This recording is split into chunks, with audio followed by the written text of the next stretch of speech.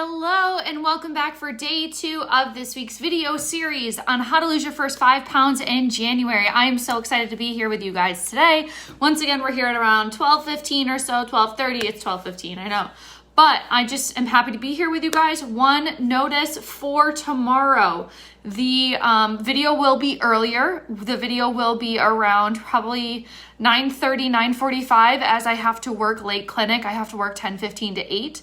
So just so you know, the video will be up sooner tomorrow. But today we're here and we're talking about creating awareness. So then why are we talking about creating awareness? Because once we create awareness precedes change. So we can't change anything until we know exactly what we're doing, what we need to change. So we're going to be talking about that today. As usual, if you're hopping on live, please comment Team Live. If you're hopping on the replay, please comment Team Replay. I love to go back and read all you guys, all your messages, all your feedback. Thank you so much for all the engagement in yesterday's post. I'm so happy that you guys are here and I'm just ready to share more knowledge with you. So that's what we said. Today we are talking about creating awareness. So here are some ways that we can start to create awareness in our own lives, with our nutrition, with our health, that can help to start that change process. Because we need to know what's going on before we actually start to change anything. We can't just go ahead and make goals and then realize, hey, that's something I'm not even doing currently. How the heck am I supposed to do that normally or with this goal and my new lifestyle, whatever I'm building? But then B, also know where the flaws are so we can start to fine tune them up. It gives you that roadmap for success. So the first thing that I want you to do is do a 24-hour time log, which sounds kind of tedious, but do a 24-hour time log. I have done this multiple times. I've done it for my own coach. I invest in myself. I have my own coach. I have some of my clients do a 24-hour time log. I have my assistant doing a 24-hour time log. So we can be more conscious of the time that we're spending on things, because usually there's not enough time in the day. You're just utilizing your time wrong. So I want you to go down and write down, you woke up, let's say 6:30. From 6:30 to 6:45, you hit snooze. At 6:45, you got up and brushed your teeth. Doing it like that all the way through your days from getting up in the morning to nighttime. That is going to give a good base layout as far as, okay, what's going on here? Then after you do that 24-hour time log, I want you to go back and say, what am I using my time on of things that are not making me better, things that are not improving myself, my relationship with food, my relationship with others, that's improving my lifestyle? What is it? So I want you to go back and look at that. Is it that you're sitting on the couch for 3 hours every night watching, TV? Is it that you're playing games on your phone all the time? Is it you're playing on your Nintendo Switch? Is it you're skipping the gym because you want to see a segment on the news? You're making excuses. So write down and be specific. And then we're going to go back and audit it. Like I said, we're going to go back and audit it and say, where are we? What gaps? Where can I find this time? What other things can I delegate to somebody else?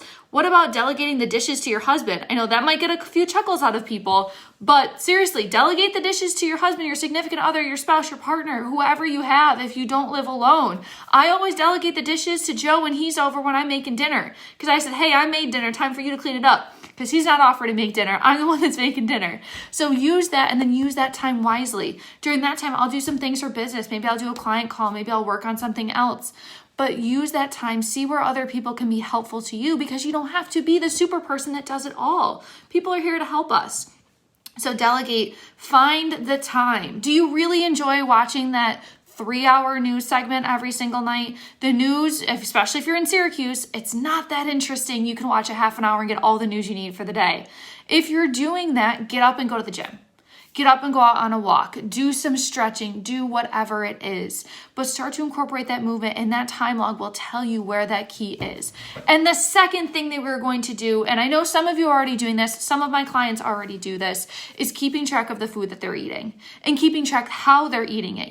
How is it prepared? What exactly is in the food? What time you're eating it? How do you feel before and after you ate? Did you feel really hungry before and then you felt super duper full afterwards? Like, oh my God, I feel sick. Keeping track of that will give you more clues. If you're overeating, maybe you need to go down on the size of the plate. Maybe you need to be more conscious with your portion sizes. But tracking your food itself will give you more clues as far as what you need to do when and where you need to change. So before we can change anything, We have to create awareness. And then this final step is I want you to be completely honest with yourself.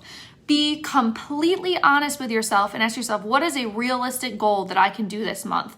What is something realistic that I can stick with and execute and get done? Because if you're trying to shoot the moon, it doesn't always stick. It's very unrealistic for me to say I'm going to go to the gym 7 times this week when some nights I don't have time. I don't get done with client calls until 9 o'clock at night.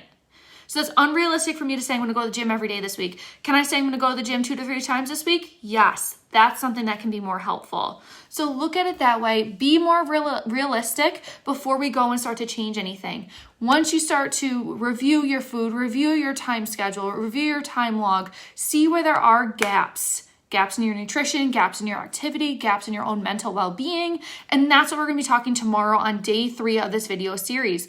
Making that plate, creating that plate, using that log to then go ahead and say, what am I missing? Where am I not checking the boxes? Am I not getting enough fiber in? Am I not getting enough vitamins or vegetables, fruits, whole grains? What am I missing? Where is my protein at this meal? And then we can go and change it. So that's what we're gonna be talking about tomorrow. This is all things that I teach my one-on-one nutrition coaching clients. If you have a question about that, if you have a question about any of this, leave it down in the comments below, or you can send me a message if you're interested in working with me one-on-one, where you get all of these tactics and then help you institute them and make them successful for yourself. I'll also leave the link down to my application down below. My program is filling up. I only have a few more spots left for January start dates. If you are interested, time to send me a message. But that's all for today's message. You guys are killing it. I'm so proud of you. Remember to give this video a thumbs up or a love. Share this group with your friends. Happy Tuesday.